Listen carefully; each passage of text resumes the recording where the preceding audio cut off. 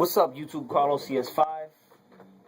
I wanted to put up this video really quick, sort of an instructional type of video. I really shouldn't be doing this because it's about fretless bass, and I'm not really a fretless bass player. But my friend Ricky gave me this bass. It's a 5-string SX jazz bass, and like I said, I'm not really a fretless player. I've only played this bass probably no more than 10 times since he's given it to me, and but I have practiced on it from time to time, and I just wanted to give a few pointers. When you're playing fretless bass, you should always use the open notes as reference to help with your intonation as you're playing, as you're going along. So, like, let's say for example with fretless bass, it's very smooth, very melodic type of bass lines that you would play. Like, for example, let's see if I get this right.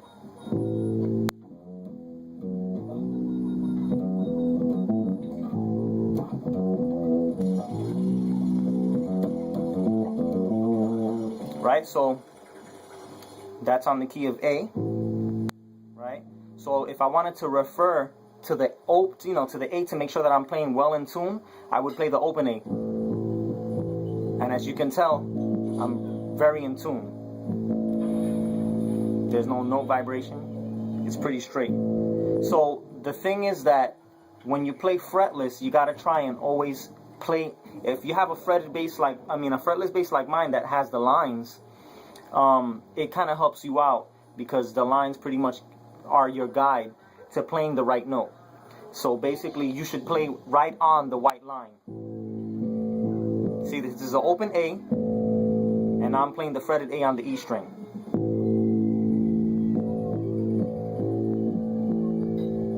Okay, so that's how you should always, to work on your intonation, you should always use the open notes as references. And then, of course, over time, as you continue practicing, when you're playing your melodies,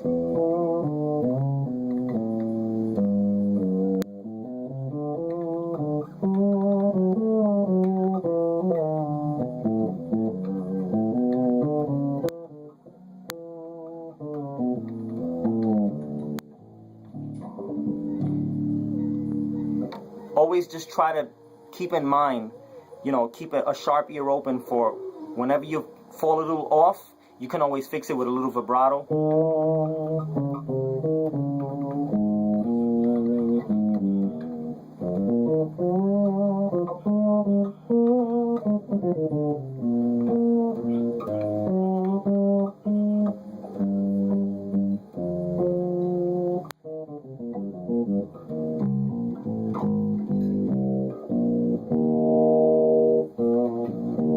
So yeah, so that's just a little pointer that I wanted to give for whoever's trying to learn fretless or whatever. Just like me, I'm still trying to learn fretless. It's just such a nice warm sound. It's so good for R&B type songs, even for some Latin stuff. And so so if that's what you're working on, then I encourage you to just work on your intonation, use your open notes as reference. And when you play, try, especially if you're beginning, keep your eye on the fretboard and make sure that when you're pressing on the notes that you're right on the line. And again, if you're a little off, if you're in between, you can always slide on and give a little vibrato.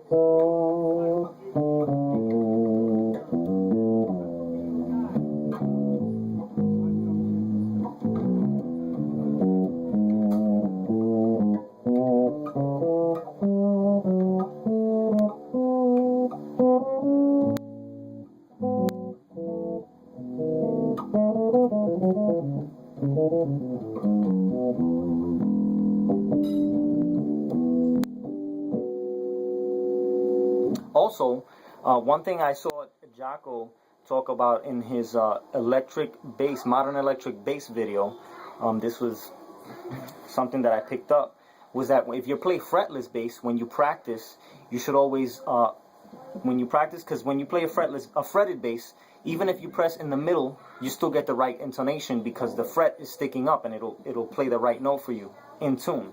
So when you play fretted bass, you should always try and play right above the frets, and that'll also help with your intonation, with your fingering and your intonation when you're on the fretless bass.